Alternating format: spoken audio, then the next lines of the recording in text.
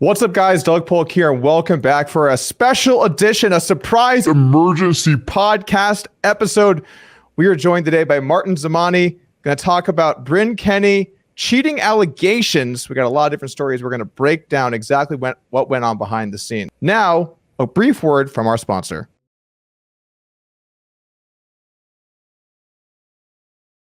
Whatever you do in life, don't do it to show off. You can't do things in life just to impress people. If you want a Lamborghini because you just love big, powerful cars, great, do it. But you don't want to do it just to impress the ladies. There's 3 things that go into making a great paper airplane.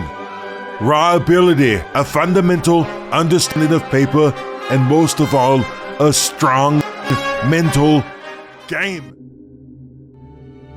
You know, it always amazes me when I look out into the population and I see how many big folds people are missing with the ace, deuce, A4 off-white paper. But I decided to give back to the community and release my brand new paper airplane masterclass.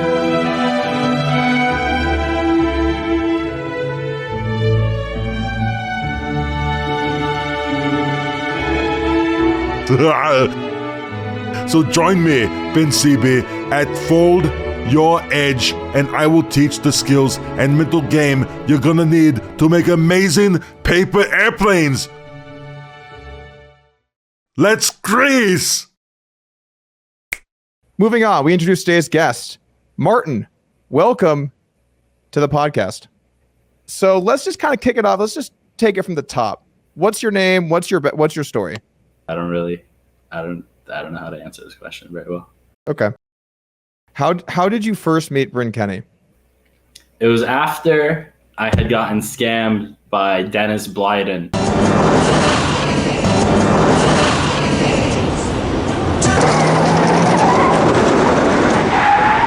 damn, I never rode in a convertible before! Is that right? Well, I guess you're about ready then, aren't you? Were you friends? Get in.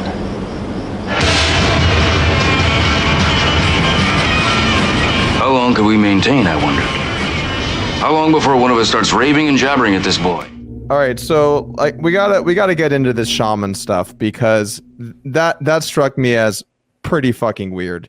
Why would he do this? I don't understand. That makes so little sense to me. He just wants, is this team building exercise?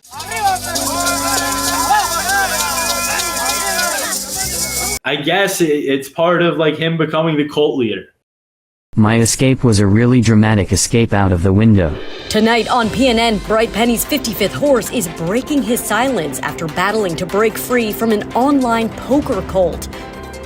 Penny once ruled the high-stakes lobby on GG, but not anymore.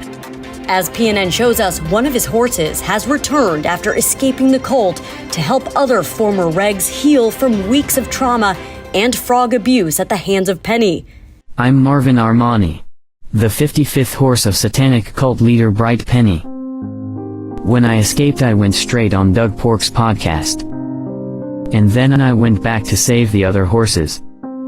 On one occasion, Marvin, known as the Fish, was forced to smoke frogs in a bizarre shamanic ritual. 8 seconds later, he plotted his escape, a dramatic escape that would involve getting high on frogs and spamming shit on Twitter. My escape was a really dramatic one out of the window. It's been more than 48 minutes since Marvin escaped, but the trauma has not yet fully healed.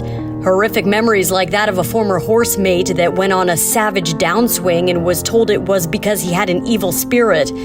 The horse was locked up in confinement and fed wasabi rice crackers through the door until eventually he went broke. I was in Mexico when that happened. Marvin wrote a song in the horse's memory. You are a shining star, a brilliant light. Your memory shines through the darkest night. Walking up here, I need you to stay back there. Bright Penny was convicted on multiple accounts of felony frog misuse and was sentenced to life in prison, leaving behind empty high roller lobbies and tourneys that actually ended up overlaying on GG. Okay, let's go back here and just talk about some other stuff. So then you leave, I assume. And then what's the conversation like with Bryn following this failed frog poison cleanse? Why do you think Bryn wanted you to have to go through that? Sometimes you just gotta suck his dick to stay in the game. Did any of that happen? Yes, of course. Why would you do that? Dude, I needed a steak. I was busto, owed people money. I was just trying to work. That just seems, if what you're saying is true, that seems like a fairly sad story. I'm a warlord. I was the warlord's wife. Okay, gotcha. I had to watch all his podcasts. He reminded me to watch them sometimes. He's required watching for the stable. Much. Man, I backed a lot of horses, and I guess I missed out on a really good opportunity to pump my views up on everything because I never made them watch any of my social media stuff. This is me at the Grand Canyon. Do you see? This is me at Mount Rushmore. Do you see?